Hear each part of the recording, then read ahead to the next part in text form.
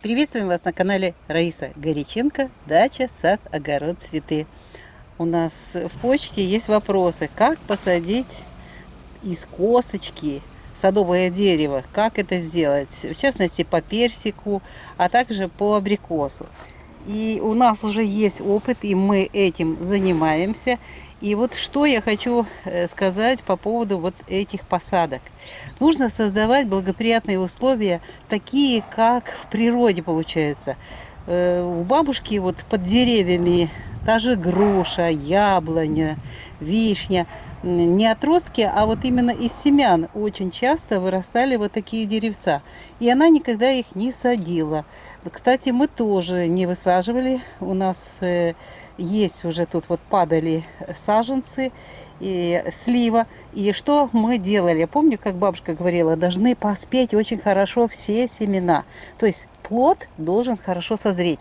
Должны быть косточки в зрелом, таком перезрелом даже, перезрелой мякоти, плод должен перезреть. И вот как в природе происходит, перезревает плод, и он падает на землю. У нас в данном случае косточки.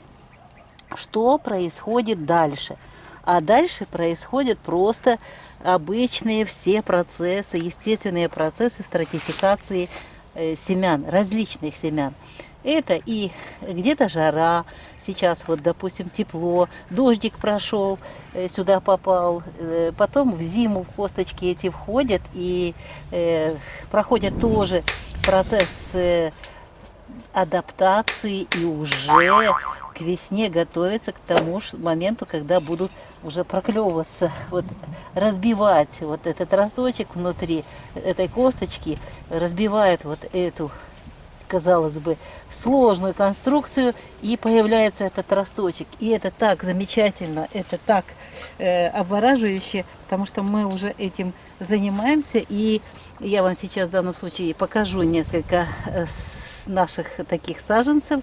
Некоторые я специально выращиваю для того, чтобы потом и прививать. У меня есть уже пример прививки очень удачной. Но посмотрим.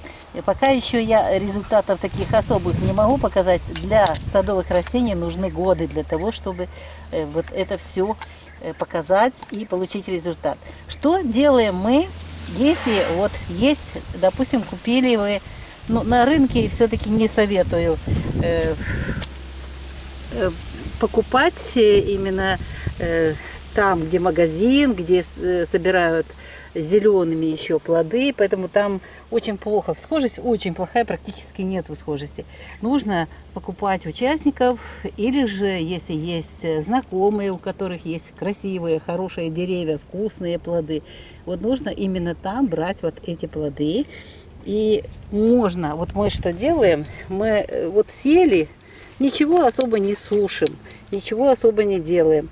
В данном случае я хочу вот эти косточки просто, мы уже здесь, у нас место здесь такое под деревьями в саду, и здесь влага. И здесь очень удобно, здесь ходят кошки, никто эти косточки не заберет, не сворует у нас. И здесь можно посадку сделать. Мы вам покажем через буквально минуту нашу посадку слив, которые будут потом для прививок использованы. Ну вот смотрите, что нужно сделать для того, чтобы посадить и потом получить деревцо, саженец. Можно просто так бросить. Кстати, очень интересная вещь, я заметила, если это, допустим, персик, то под тем деревом, с которого собирали, можно там же и сделать посадку. Или же снова же под персиковым деревом именно персик, под абрикосовым абрикос. Но если нет такой возможности, то, конечно же, в саду, там, где хорошая земля, где нету сорняков и где вот могут растения проходить вот этот период подготовки к весенним всходам. Поэтому можно просто не глубоко, потому что, смотрите, что происходит. Плоды, которые сами всходят с дерева, они просто упали на землю, и здесь же на земле остаются. И затем прорастают и такие мощные, хорошие, здоровые растения получаются. И они устойчивы против заболеваний, устойчивы против различных природных феноменов, связанных с заморозками или жарой. Все зависит от региона, где вот это происходит. И они готовят уже, эта семечко готовится к тому, чтобы жить в этих климатических условиях. И что? Мы, чтобы не потерять семечку, чтобы никто у нас ее не утащил, мы что сделаем? Одинаково абсолютно. Мы сейчас, мне нравится этот персик у нас, это из маленьких, из мини-персиков. Абсолютно одинаково. Вот персики. Где-то глубина, делаем мягенькая вот такая земелька влажная, но не мокрая, не заливаем, не поливаем. И здесь то же самое. Делаем вот такую воздушную, где-то 3 сантиметра, 4, но тоже глубоко не надо, до 5 сантиметров больше не надо.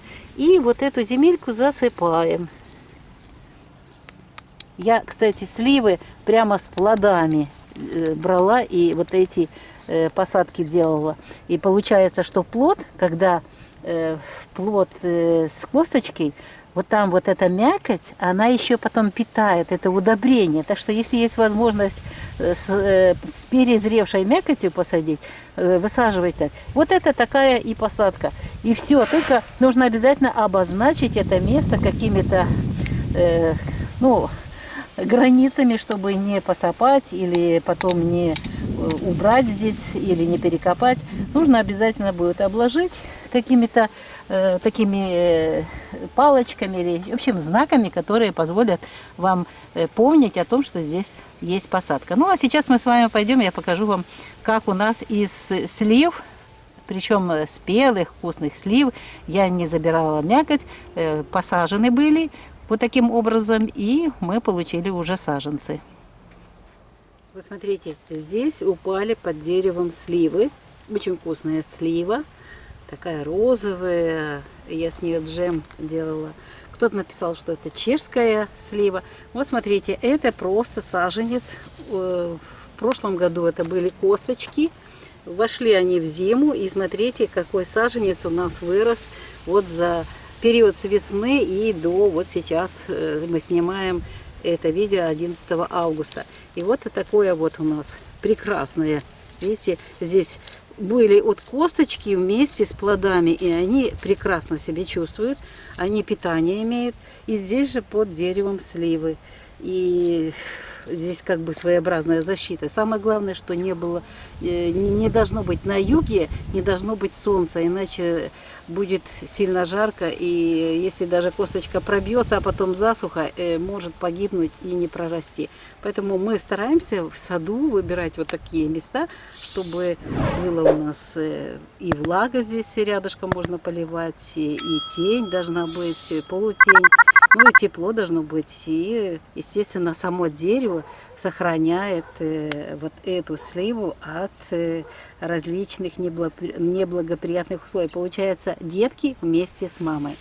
А сейчас пойдем, я покажу, как я специально для прививок высадила еще саженцы, то есть косточки слив, для того, чтобы попробовать. Но снова же эта тема отдельная. Пока что в процессе изучения, через несколько лет я смогу дать ответ, то, что я задумала и то, что я хочу испытать. Ну, идемте тогда к нашим растениям, которые взошли с косточек. Вот они, наши саженцы. Вот они все. Я их высадила, так как вам показывала, в рядочек. Вот эти все косточки. Причем косточки со сливами, с мякотью. И вот они на следующий год после посадки. Причем высаживала, собрав урожай, уже спелые. Собрала их, высадила. Здесь никаких удобрений. Здесь тенек. Мы живем на юге Украины. Очень жарко у нас. И поэтому у нас вот созданы условия для наших вот этих саженцев будущих в тени, для того, чтобы можно было и поливать, ну и чтобы они были адаптированы к нашим условиям жизни, к новым условиям жизни, вот эти новые саженцы. Ну вот такая сегодня тема. Мы ответили вам на вопросы наши, показали, как можно высаживать. Да, очень важное сообщение. Не высаживайте саженцы. Мы попробовали в горшке. Они прекрасно растут, а потом погибают. Очень быстро погибло у нас 2 уже таких саженца, абрикосовые.